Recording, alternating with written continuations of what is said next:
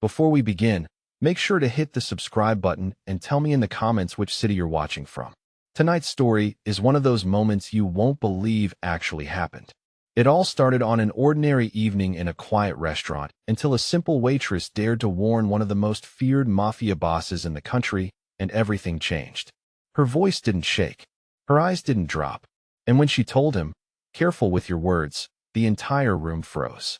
No one knew who she really was or why her words hit him harder than any enemy ever had. What happened next left the mafia boss stunned and everyone else speechless. Stay with me because this story will keep you hooked until the very last second. The ambience of Bella Vista, a distinguished upscale Italian eatery nestled in the financial district, was typically a soothing tapestry of murmured conversation and soft classical music. The lighting was low, the wine expensive, and the atmosphere discreetly controlled. The restaurant buzzed softly with evening chatter. But everything changed when Sophia, the shy new waitress, stepped up to the most feared man in the city, Vincent Romano, the mafia boss. Sophia was barely 25, a figure of quiet industry and profound reserve. She was the shy new waitress, new enough that she hadn't yet been fully indoctrinated into the severe protocols surrounding the city's true power structure. She worked hard, kept her movements economical, and kept her head down, valuing the anonymity that the fast-paced restaurant provided. The disruption was total. Vincent Romano's arrival was always an event. He walked in, flanked by two immense, silent men, and the noise level instantly dropped to zero. He was known for his cold, unyielding authority, his reputation preceding him like a chilling blast of winter air. Vincent was settled into a secluded, opulent booth, his charcoal suit absorbing the ambient light, his presence dominating the entire room. His dark eyes scanned the patrons, assessing threats and enforcing order with a mere look. Sophia, whose section covered the center aisle, was the assigned server. She approached the table, her notepad held tightly, swallowing the sudden fear that constricted her throat. She had been warned by the veteran staff about the Don's intolerance for inefficiency or miscommunication. She moved with professional precision, pouring him his requested sparkling water. Vincent issued his commands for dinner, concise, low-voiced, expecting immediate, silent compliance. She nodded, preparing to execute the lengthy order. It was when she returned with his drink, a specific vintage of Sangiovese, that the crisis occurred due to the intense nervousness and the pressure of his gaze. Her hand trembled slightly. The glass barely rattled, but it was enough to draw Vincent's acute attention. He looked up, his sharp eyes instantly catching the minute flaw in service. Vincent barked at her for bringing the wrong drink, his voice a sudden, loud demand that cut through the silence. "This is not the year I requested. Are you incompetent?" The reprimand was sharp, cruel, and unnecessary, designed to intimidate and assert absolute dominance. It was an assault on her dignity. Every eye in the restaurant was now fixed on her, waiting for her cringing apology and her immediate retreat. But the humiliation, the sheer injustice of his arrogance, triggered something profound in Sophia. Her usual shyness evaporated, replaced by a cold, searing memory of another man's carelessly wielded power. The fear of Vincent Romano was abstract. The memory of the destruction caused by men like him was agonizingly real. She looked at him. She did not tremble. She did not flinch. She placed the glass of Sangiovese precisely on the coaster, her gaze lifting slowly, directly meeting his dark, furious eyes. She didn't bow her head or apologize nervously. Her voice when she spoke was quiet but firm, carrying a shocking weight of conviction that was louder than any shout. Instead, she leveled her gaze at him and said firmly, "Careful with your words." The command, an absolute violation of every protocol of subservience, hung in the air, a declaration of moral war. Vincent laughed.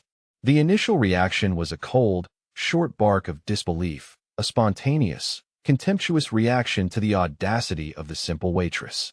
His powerful frame stiffened, preparing to launch a devastating verbal counterattack or command his men to remove her until he realized she wasn't joking. The laughter died instantly. He saw the cold, unshakable sincerity in her eyes, the look of a woman who fully understood the lethal implications of her statement and refused to retract it. He froze, his fury instantly checked by the sheer bewildering courage of her soul. The single defiant phrase, "Careful with your words," had plunged Bella Vista into a profound state of suspension. The cold, short laugh that first escaped Vincent Romano's lips died instantly, replaced by a chilling stillness that felt heavier than the silence of the room. Everyone froze, forks lifted midway to mouths. Patrons were paralyzed, their quiet conversations abruptly curtailed. The sheer audacity of Sophia's challenge had broken the fourth wall of the Mafia boss's power, forcing everyone to confront the unthinkable reality that someone had dared to confront him directly. The tension was palpable, lethal, and absolute. No one ever spoke to Vincent that way. His world was a strictly ordered hierarchy where fear was the currency of loyalty and disrespect was met with irreversible consequence. The waitresses, the manager, his own subordinates, all operated under the foundational principle of absolute submission. Sophia's act was a violation of the sacred law of his authority. Vincent's initial fury was instantly supplanted by a deep, intense focus. He leaned back in his booth, his posture still commanding, but his dark eyes fixed entirely on Sophia, dissecting her reaction, searching for the source of her unshakable calm. His smile faded as he studied Sophia's steady gaze. He was accustomed to seeing fear manifest as tears, trembling, or immediate graveling apology. But Sophia offered none of these. She remained standing by the table, her hands slightly clenched, the exhaustion in her eyes, the only betrayal of the massive risk she had just undertaken. Vincent searched for the lie, the mental instability, the self-destructive impulse that would explain her action. But he found only the truth, a profound moral conviction that superseded his power. She wasn't trembling. She wasn't intimidated. She stood firm, her core strength emanating from a place that he recognized intimately. The strength of someone who had faced a much greater, more personal tragedy than the abstract threat of a mafia boss. She looked disappointed. This was the most crucial, bewildering aspect of her demeanor. Sophia looked at Vincent not with terror, but with a weary, profound disappointment, the expression of someone who had expected cruelty and received confirmation of her lowest expectations.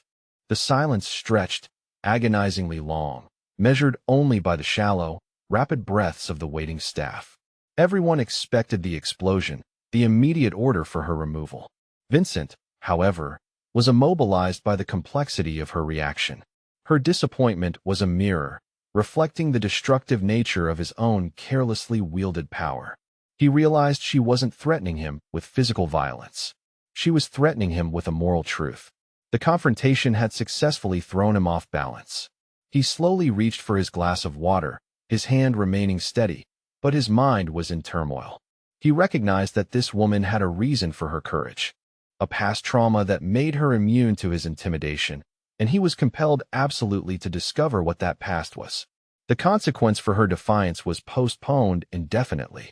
The immediate, terrifying consequence was his own complete distraction and surrender to curiosity.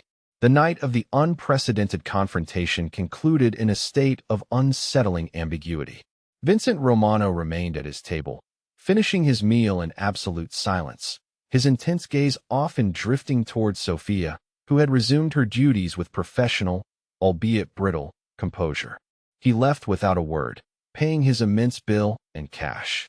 The atmosphere remaining charged long after his dark suit vanished through the front door. The immediate aftermath was dominated by frenetic, hushed speculation among the staff. News spread like wildfire through the staff. The story, the timid new waitress challenging the mafia boss and living to tell the tale, was unbelievable, quickly becoming the central terrifying legend of Bella Vista. The manager, Thomas Chun, still pale with fear, held an emergency meeting in the back room, not to discipline Sophia, but to understand what had just happened. He dared not fire her. Survival suggested a bizarre, unknown connection to Vincent that made her utterly untouchable, or incredibly dangerous. Who was this girl? Why wasn't she terrified? These were the consuming questions. The staff debated her background, her intentions, and the source of her unnatural calm. The speculations quickly divided into two terrifying possibilities. The death wish theory. Some said she must have a death wish. They believed her defiance was a conscious, suicidal act of desperation, a calculated risk by someone who no longer valued her own life. This explained her lack of fear, but offered a chilling prognosis for her future, the ignorance theory. Others thought she didn't understand who she was talking to. They believed her shyness masked a profound naive, suggesting she genuinely mistook Vincent for an arrogant, wealthy businessman who merely needed a stern correction, unaware of the lethal authority he commanded. But the truth was far deeper than any of them guessed. Sophia, overhearing the frantic whispers and the crude theories, knew the truth was much simpler and much more agonizing. Her courage was not recklessness or stupidity. It was born from a profound personal tragedy that had already consumed the only thing she truly feared losing, her family's dignity. She carried the full weight of her past, the struggle with her father's accumulating medical debts, the effort to keep her younger brother, Antonio, safe and educated, and the agonizing memory of watching her brother's spirit destroyed by the allure of easy money and careless threats within the city's criminal network. Her challenge to Vincent, "Careful with your words," was a direct, visceral response to the exact kind of callous manipulation that had ruined her brother's life. Vincent's harsh tone wasn't just rude. It was the language of destruction, and she refused to let that language contaminate the space she inhabited. Her fear of Vincent was outweighed by the cold, enduring strength of her moral clarity. She had already lost everything important to the shadows. Vincent had nothing left to take but her life, and that was a risk she was willing to run to defend her dignity. She remained on the schedule, fully aware that her job now depended entirely on the continued, inexplicable curiosity of the boss. The silence was temporary. The next encounter was inevitable, and it would demand the full truth of her hidden strength. The entire staff of Bella Vista lived in a state of suspended animation for the next 24 hours, convinced that Vincent Romano's return would be accompanied by a lethal reckoning. The consensus among the veteran waiters was that Sophia would be publicly humiliated, fired, or worse. The next night, Vincent appeared again, alone. The difference was immediate and profound. He arrived without his menacing entourage, without the two silent bodyguards who usually enforced his isolation. He was dressed simply in a dark wool sweater and trousers, an outfit that spoke less of the boss and more of a man seeking quiet answers. The removal of the security apparatus was a calculated act of vulnerability, designed to lower Sophia's guard and encourage the honesty he craved. He walked into the restaurant, now only half full, due to the preceding night's drama, and his gaze immediately found the manager, Thomas, who nearly collapsed with renewed terror. "The same table," Vincent instructed, his voice low, not cold, but firm. He asked for Sophia specifically, and send the same waitress. Sophia, who was preparing the side station, felt her heart drop. The moment of reckoning had arrived, but the absence of his guards was confusing. She slowly approached the booth, her resolve hardened by the expectation of dismissal. She stood by the table, notepad in hand, ready for the interrogation. Vincent looked at her, his eyes intense, but lacking the fury of the previous night. He was searching, not judging. He bypassed the menu entirely, leaning forward, his posture softening as if he were trying to contain his immense physical presence. He spoke in a low murmur, ensuring the conversation remained entirely private, a dangerous secret shared only by the two of them. "The wine can wait, Sophia," Vincent began. "I came back for an explanation," but first he paused, and then performed the unthinkable, an act so profoundly counter to his reputation and his entire life's code that it shocked Sophia to her core. He apologized under his breath. The word was barely audible, a rough, strained admission forced from a man who had never uttered it before in his professional or personal life. "I apologized for my words last night. They were careless and unforgivable. They were unworthy of the respect you showed me." Sophia was utterly stunned. The cold-feared Mafia boss was offering a genuine apology to a waitress. Her defensive walls collapsed instantly, replaced by a surge of profound, disorienting relief. "I have spent the day trying to understand your lack of fear," Vincent continued, his gaze penetrating, seeking the root of her courage. "My power buys silence. It buys obedience. It does not buy courage. Your strength, Sophia, is unique." He confessed the realization he had come to after hours of deliberation. "You reminded me of someone," he said quietly. The someone was a source of light and integrity he had lost, a memory that had been triggered by her simple moral refusal to submit to his cruel command.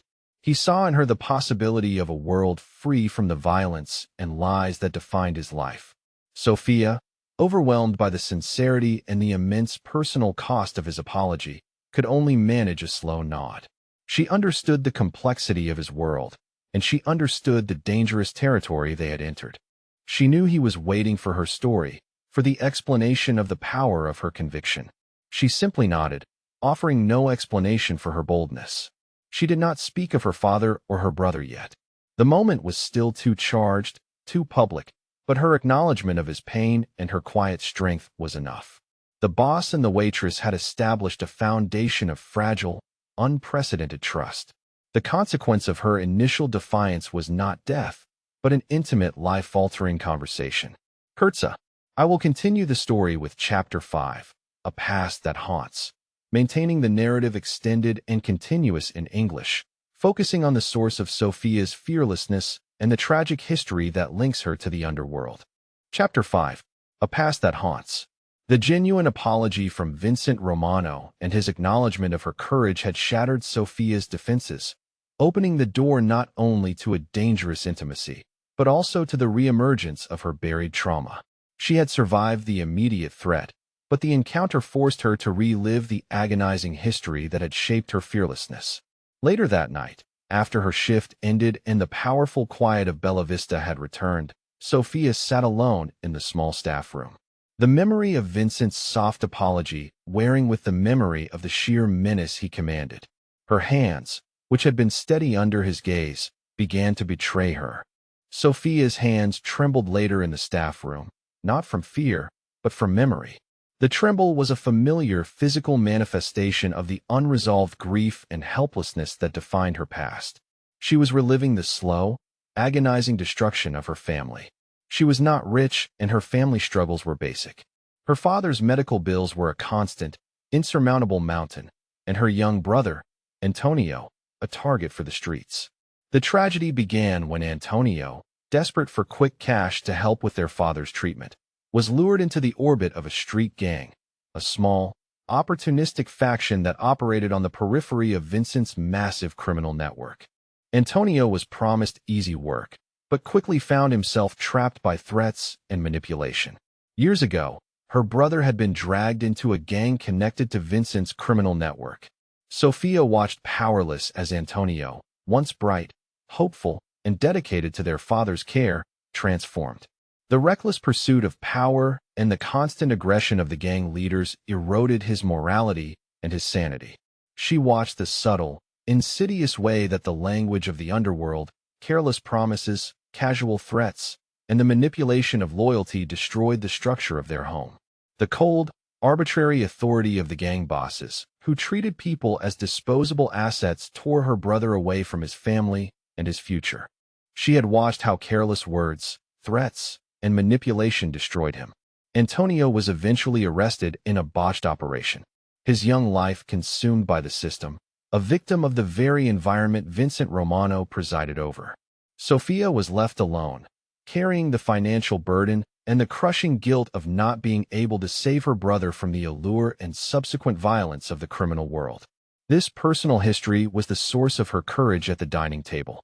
When Vincent barked his order and used his power to humiliate, Sophia didn't see a boss. She saw the embodiment of the carelessness that ruined Antonio. Her defiant response was not a flirty gesture. It was a visceral, absolute refusal to submit to the language of manipulation that had cost her brother his freedom and her father his health. The terror of the boss was abstract. The terror of watching a loved one's soul destroyed by careless power was agonizingly real. Her strength, therefore, was not fearlessness, but the profound, unshakable resolve of a soul already broken by the past. The second meeting, held discreetly in Vincent Romano's secluded booth, was dominated by the immense, untold story that now lay between him and Sophia. Vincent had asked for her story, and he sensed that the key to her defiance lay in a tragedy connected to his world. Sophia approached the table, her composure regained, but her eyes carried the heavy, deep sadness of her past. Vincent did not waste time with small talk. He looked at her, his expression a mixture of profound interest and a cold, strategic necessity. Back in the dining room, Vincent asked her why she stood up to him. He needed to know the specific trigger for her defiance. The reason why her moral conviction was stronger than his power. Sophia did not hesitate. She looked at the man who commanded violence and confessed the painful truth of his impact on the periphery of her world. She spoke of her brother, Antonio, and the slow, insidious destruction caused by the criminal environment. It wasn't about the wrong wine, Senor Sophia began, her voice low and tight with emotion. It was about the words. Sophia met his eyes. She explained that his careless, harsh command, "Do not waste my time," was the same language of casual cruelty that had lured and then destroyed her brother. It was the language of men who treat others as disposable assets. Because men like you don't realize how many lives your words shape. The statement was a powerful, direct indictment of his entire existence. She wasn't just talking about her life. She was talking about the ripple effect of his authority on the vulnerable individuals caught in his orbit. Her voice cracked. The confession was painful, raw, with the memory of Antonio's arrest and her father's subsequent decline. She spoke of the young man Antonio used to be, kind, dedicated, and the monster the criminal life turned him into before the system swallowed him. Vincent listened motionless. He was accustomed to hearing accusations of greed and violence, but never this. A moral reckoning delivered with such vulnerable, devastating honesty. Her grief, her sense of injustice was profound. Vincent froze. The silence that followed was total. He recognized the specific agonizing pain in her eyes. It was a pain that transcended her individual tragedy. It was the pain of systemic loss and irreversible failure. He recognized that pain, the same he carried about his own sister. The memory of his younger sister, Sophia, killed by a rival's careless retaliation, was the unhealed wound that defined his coldness. Sophia's death was caused by the very carelessness, the same disregard for human life that Sophia was now confronting him about. He realized that his severe, controlling nature was a result of his own unresolved pain, and that his actions mirrored the destructive forces he claimed to despise. The realization was a turning point. Sophia's courage was a mirror, forcing him to confront the moral cost of his power. He saw her not as a waitress, but as a victim of his own world. The path to her heart, he realized, was not through power or wealth, but through the profound shared language of sorrow and regret. He owed her more than an apology. He owed her the truth. The shared recognition of pain, the devastation of Sophia's brother Antonio's descent, and Vincent's own deep guilt over his sister Sophia's death had irrevocably broken the wall between the Mafia boss and the waitress. The time for veiled threats and coded warnings was over. She spoke with the authority of moral clarity, a clarity Vincent's world desperately lacked. Her courage struck deeper than any bullet ever had.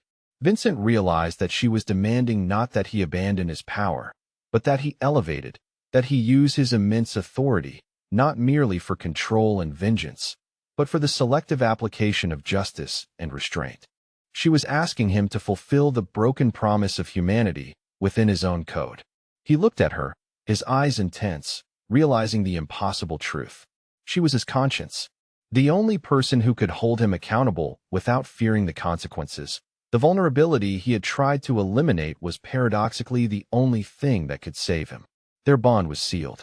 A dangerous, necessary intimacy founded on shared trauma and the mutual realization that they were both victims of the same relentless criminal system. The confession in the booth had marked the end of Vincent Romano's cold, solitary reign.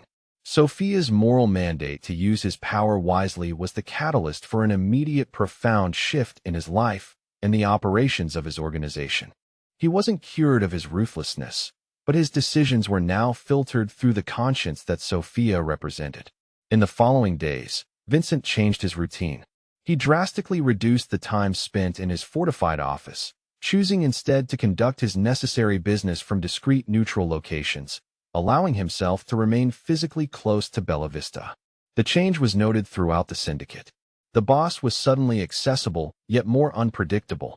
The nature of his orders underwent a subtle but significant transformation.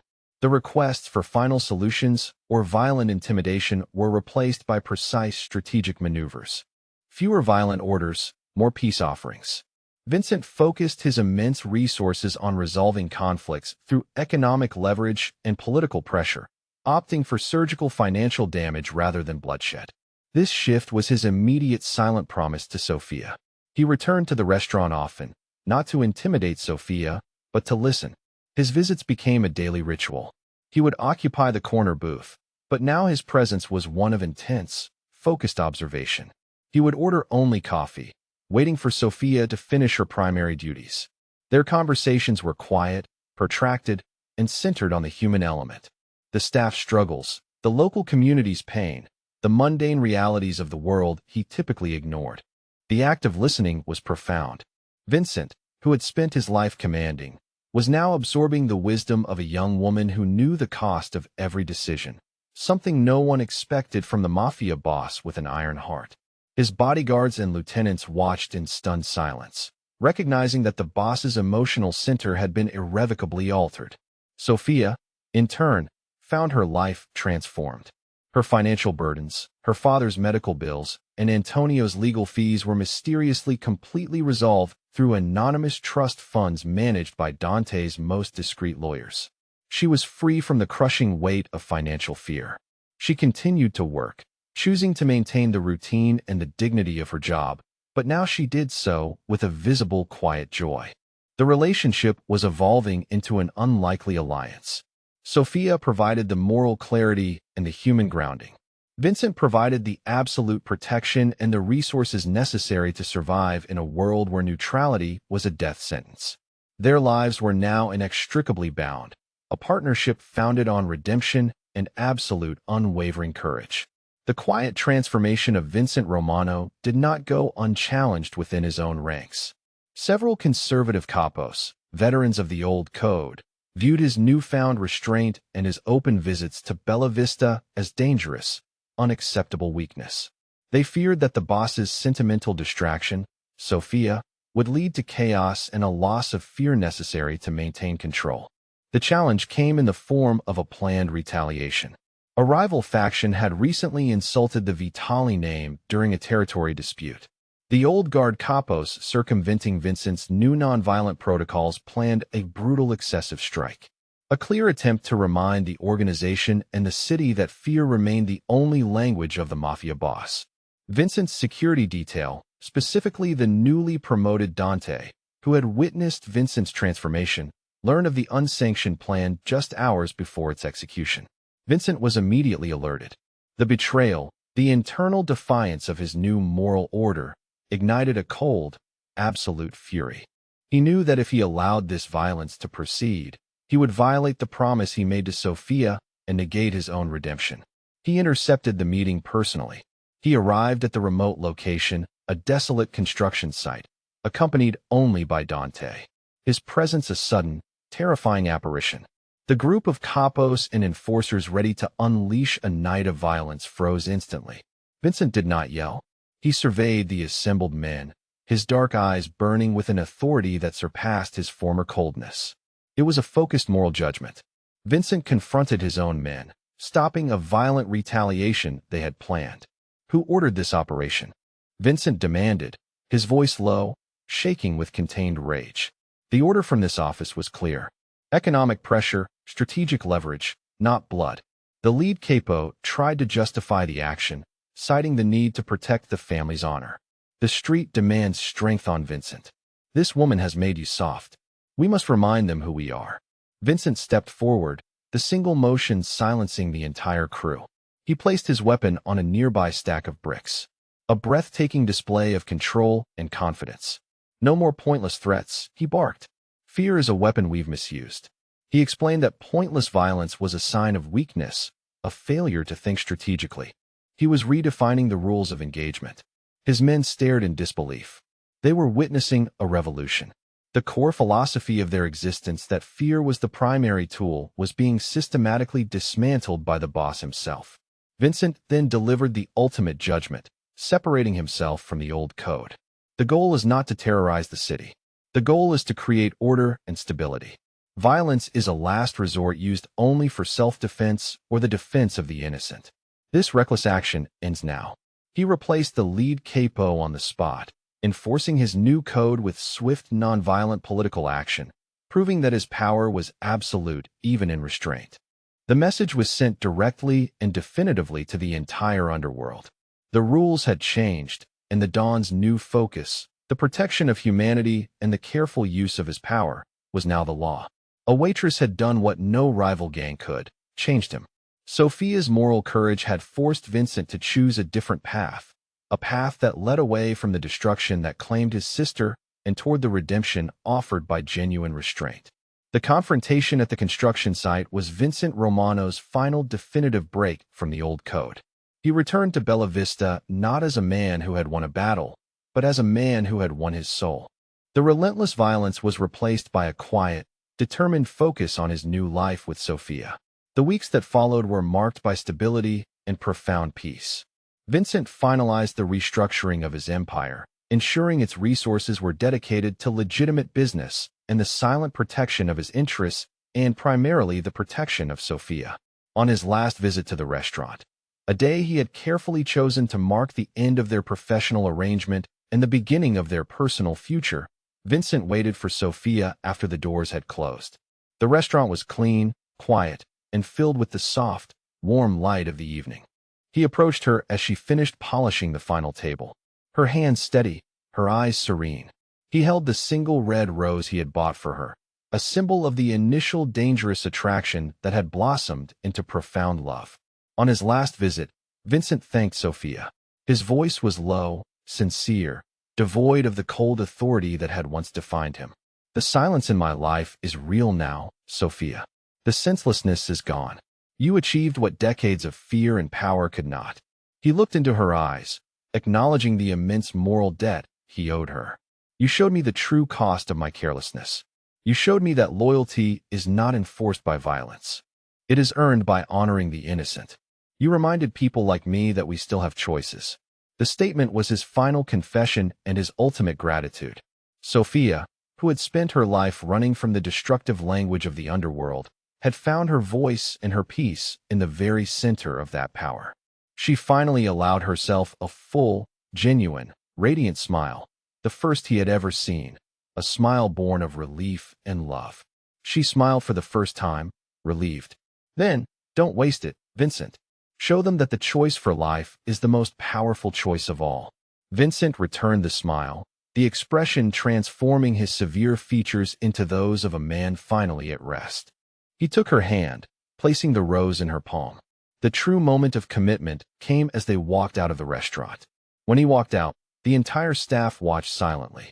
The staff watching from the kitchen window saw the boss and the waitress walk out hand in hand. There was no fear in the restaurant now, only profound respect. The Mafia boss had walked away from his empire, choosing love, peace, and the honest life offered by the woman who dared to challenge. 6 months later, Sophia Morelli stood in the morning sunlight streaming through the windows of their new home, a modest but beautiful house on the outskirts of the city. The scent of fresh coffee and Vincent's cologne mingled in the air as he moved quietly through their kitchen, preparing breakfast with the same meticulous care he once applied to criminal enterprises. The transformation had not been without its challenges. Vincent's former associates viewed his departure as either betrayal or weakness, forcing them to relocate 3 times before finding this sanctuary. Each move had been calculated, orchestrated by Dante Rossi, who had chosen to follow his boss into legitimate life rather than remain in a world that no longer held meaning for either of them. Sophia watched Vincent through the doorway, marveling at how domestic life suited him. His hands, once instruments of intimidation, now handled delicate china with surprising gentleness. The man who had commanded fear now worried about whether her coffee was the right temperature, whether she had enough blankets at night, whether the security system was adequate to protect their fragile peace. Their wedding had been small, intimate, held in a chapel far from the city where their story began. Only Dante had attended, serving as both witness and unofficial security.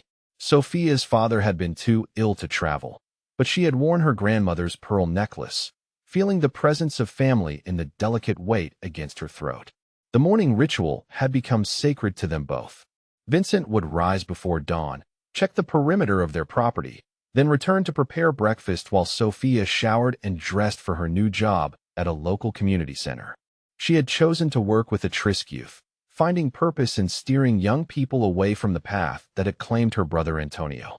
This morning felt different, charged with an anticipation that Sophia couldn't quite name. Vincent had been unusually quiet the night before, his dark eyes holding secrets that he seemed reluctant to share. When he handed her the coffee, his fingers lingered against hers longer than usual. "We need to talk," he said quietly, his voice carrying the weight of unspoken concerns. Sophia's heart quickened, but she forced herself to remain calm. In their world, serious conversations could mean anything from financial troubles to threats against their safety. She followed him to the small breakfast nook where they shared their mornings, noting the tension in his shoulders. Vincent sat across from her, his hands wrapped around his coffee cup like an anchor. "I received a call yesterday," he began. "From Thomas Chun." Sophia's breath caught. Thomas, the nervous manager from Bella Vista, represented everything they had left behind. His reappearance in their lives could only mean complications. "He's been questioned by federal investigators," Vincent continued. "About the restaurant, about my visits, about the staff who worked there during my transition." The word hung between them, a delicate euphemism for the fundamental change that had reshaped both their lives. Sophia reached across the table, covering his hand with hers. "What did he tell them?" "The truth. That I was a customer who became invested in the establishment's success. That you were an exemplary employee who left to pursue other opportunities. Thomas is a good man, Sophia. He protected us both." Sophia felt a mixture of relief and apprehension. "But there's more, isn't there?" Vincent's jaw tightened almost imperceptibly. "The investigation isn't about me specifically. It's about the network I used to control. My former capos, the ones who opposed my new direction, have been making moves. Violent moves. The kind I once would have authorized." He paused, studying her face for signs of fear. Instead, he found the same steady resolve that had first captivated him in that upscale dining room. "They're using my absence to justify a return to the old ways. Territory disputes, intimidation, the systematic brutalization of anyone who challenges their authority. Everything I tried to change is being undone." Sophia absorbed this information with the calm that had become her trademark. "And the federal investigation is hoping to use this violence to build cases against everyone involved." "Exactly. Which means they'll eventually trace connections back to me, to my transformation, to the reasons I walked away." Vincent's voice grew softer. "They'll want to know about you, Sophia. About the woman who changed everything." The implications settled over them like morning fog, obscuring the simple peace they had built together. Sophia understood that their sanctuary was temporary, that the past they had tried to escape was creeping back with the persistence of rising tide. "What are our options, Vincent?" He had clearly been wrestling with this question for hours, perhaps days. "We could disappear completely. Dante has contacts, safe routes to countries where we could start over with new identities. Live quietly, anonymously, forever looking over our shoulders." Sophia heard the resignation in his voice and knew this wasn't his preferred solution. Or I could cooperate with the federal investigation, provide testimony about the inner workings of the organization, help them build cases against the ones perpetuating violence.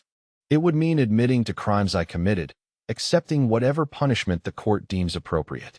The breakfast grew cold between them as Sophia processed the magnitude of what he was suggesting. Vincent Romano, once the most feared man in the city, was proposing to become a government witness against his former empire. "You would go to prison," she said quietly. "Probably. For a time. But it would be honest punishment for honest crimes. And it might prevent others from suffering under the system I helped create." Sophia saw the moral calculation behind his proposal, the way he had learned to weigh consequences not just for himself, but for innocent people caught in the crossfire of criminal enterprises. This was the man she had helped him become, the conscience she had awakened now demanding its due.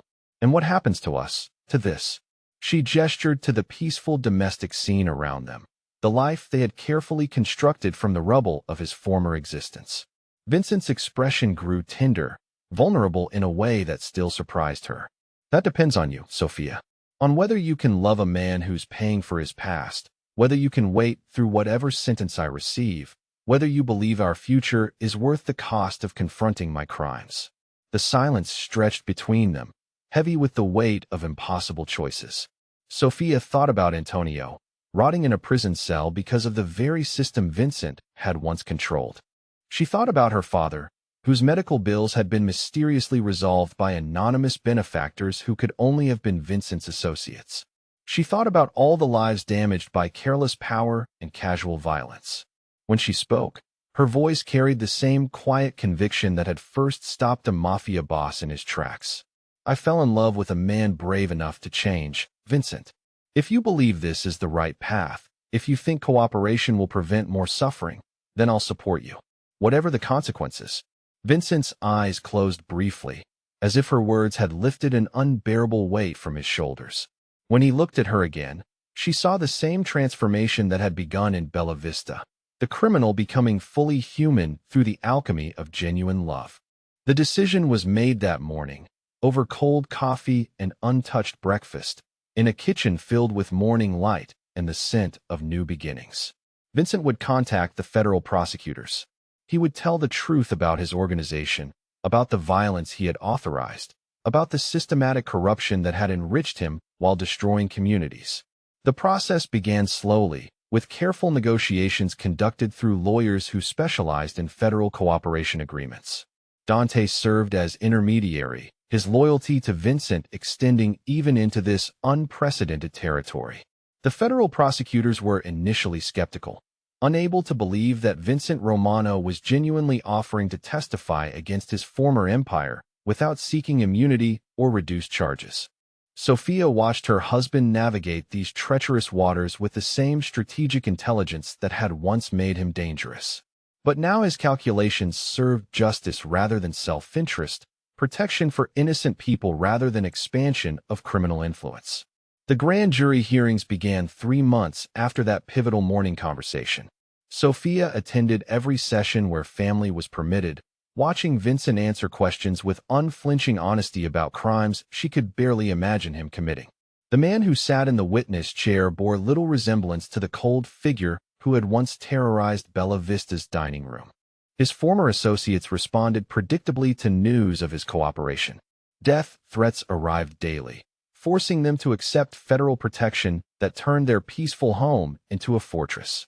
Sophia quit her job at the community center, unwilling to put vulnerable young people at risk through association with her.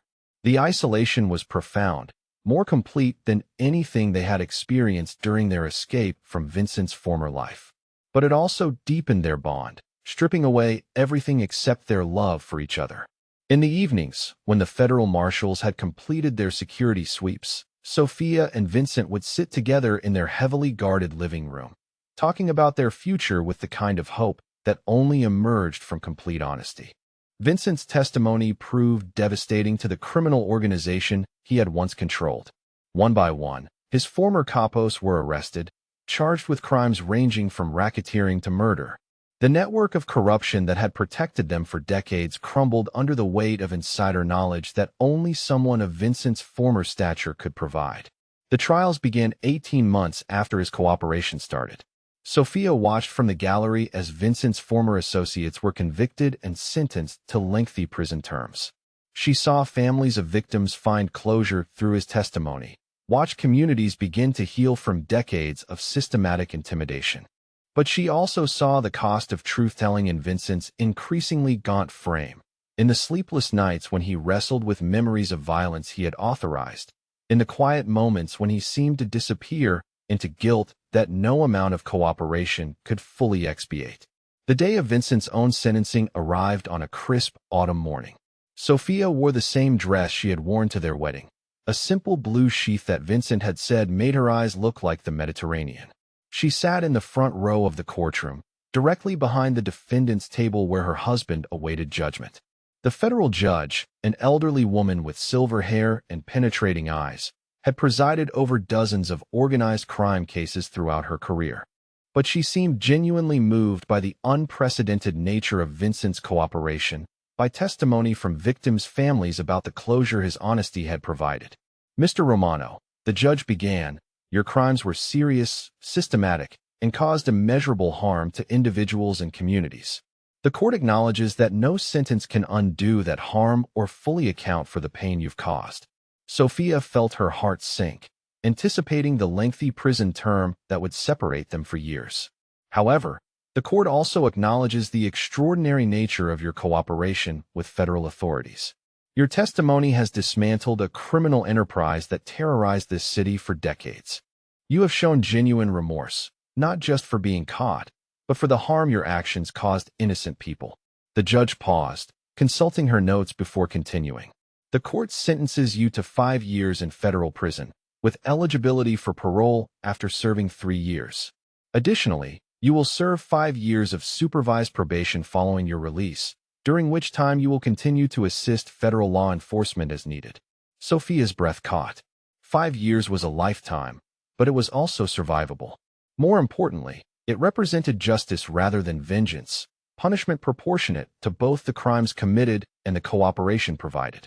Vincent turned to look at her, his eyes holding a mixture of relief and sorrow. She smiled at him, the same steady expression that had first caught his attention in Bella Vista. Whatever came next, they would face it together. The federal prison where Vincent served his sentence was a minimum security facility in Pennsylvania, far from the city where their story had begun. Sophia visited every weekend that regulations allowed, driving 3 hours each way to spend precious time in the sterile visiting room. They talked about everything during those visits. Vincent's adjustment to prison life, where his notoriety as a cooperating witness made him both respected and vulnerable. Sophia's return to work, this time at a legal aid clinic that helped families navigate the criminal justice system. Their plans for the future, sketched out in careful detail to sustain them through the long separation. Vincent used his time in prison productively, earning his high school equivalency diploma and then a bachelor's degree through correspondence courses. He tutored other inmates in literacy, finding purpose in education that reminded Sophia of their conversations about redemption and second chances. The years passed slowly but steadily. Sophia dated no one else, despite encouragement from well-meaning friends who couldn't understand her loyalty to an incarcerated husband. She built a life that felt suspended, complete enough to function, but always oriented toward the day when Vincent would return. That day arrived on a cool morning in early spring, 3 years and 2 months after his sentencing. Sophia waited outside the prison gates, wearing the same blue dress that had become their shared symbol of endurance and hope. When Vincent emerged, carrying a small bag of personal possessions, he looked older but somehow more peaceful than when he had entered. Their reunion was quiet, profound in its simplicity. They held each other in the prison parking lot, feeling the weight of separation dissolve into the promise of shared future. The drive home was filled with comfortable silence, both of them savoring the simple miracle of being together without barriers or time limits.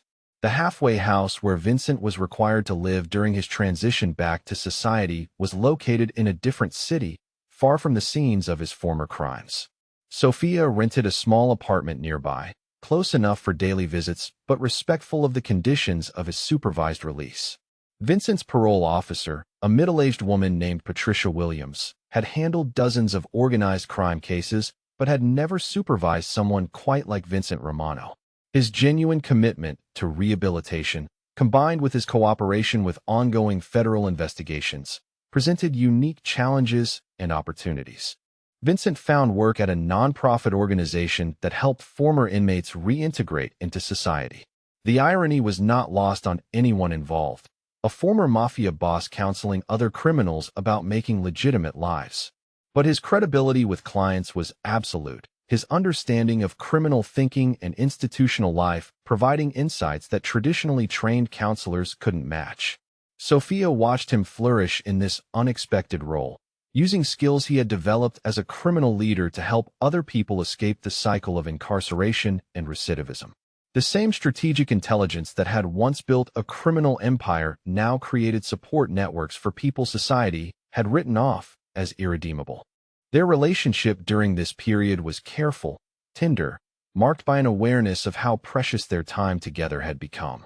They couldn't live together until Vincent's parole period ended, but they shared meals, attended movies, walked through parks like any ordinary couple navigating the ordinary challenges of building a life together. The media attention that had surrounded Vincent's cooperation had largely faded, replaced by newer scandals and more current threats. But occasionally, journalists would track them down, seeking to understand how a notorious criminal had transformed into a community advocate, how a waitress had catalyzed one of the most significant cooperations in federal law enforcement history. Sophia always declined interviews, protecting the privacy they had fought so hard to achieve. But Vincent sometimes agreed to speak with reporters, particularly those writing about criminal justice reform or the possibility of rehabilitation for seemingly irredeemable offenders. "I was a product of a system that valued power over human life," he would tell them. "Sophia showed me that there was a different way to exist in the world, a way that honored dignity instead of destroying it. My cooperation with federal authorities wasn't about redemption, it was about responsibility. When you've caused harm, you have an obligation to prevent that harm from continuing." The end of Vincent's supervised release arrived on a quiet Tuesday in autumn, 5 years after that transformative morning in Bella Vista. Sophia took the day off from work to accompany him to his final meeting with Patricia Williams, marking the end of his formal obligation to the federal government. "You've exceeded every expectation, Mr. Romano," Patricia told him as she closed his file. "In 30 years of supervising federal parolees, I've never seen anyone make the transition you've made. You should be proud of the life you've built." Vincent thanked her quietly, but Sophia knew the real celebration would come later, in private, when they could finally acknowledge that their long journey through the consequences of his past was complete. That evening, they returned to the small apartment Sophia had maintained during his parole period. For the first time in 8 years, since that first evening in Bella Vista, they were truly free to be together without conditions or supervision or the constant awareness that their time was limited by circumstances beyond their control. Vincent proposed again that night, even though they were already married, even though they had survived trials that would have destroyed most relationships. He wanted to mark this new beginning, this transition from a love forged in crisis to one that could exist in ordinary time. Sophia said yes, of course, laughing through tears as she accepted the simple ring he had saved for months to purchase. They were married again 6 months later, in a small ceremony attended by the few friends who had supported them through their extraordinary journey. Dante Rossi served as best man, having built his own legitimate life as a security consultant for businesses seeking to protect themselves from organized crime infiltration. Thomas Chun attended, no longer nervous but proud to have played a small part in a story that had captivated everyone who knew its details. Their new life began in earnest after that second wedding, in a modest house in a quiet neighborhood where nobody knew their history. Vincent continued his work with former inmates, eventually becoming director of the nonprofit that had given him his first chance at legitimate employment. Sophia returned to school, earning a master's degree in social work that allowed her to provide therapy for families affected by crime. They never forgot where they came from or the price they had paid for their peaceful existence. Vincent's testimony continued to reverberate through the criminal justice system, providing evidence for cases that were prosecuted years after his initial cooperation. Sophia's story became legend among advocacy groups working to support families of incarcerated individuals, proof that love could survive even the most challenging circumstances. But their daily life was beautifully ordinary. Vincent cooked breakfast every morning. Sophia tended a small garden behind their house. They attended community theater performances and volunteered at local food banks. They argued about mundane things like whose turn it was to take out the garbage and whether they needed new curtains for the living room. The transformation was complete, but it never felt magical or unearned.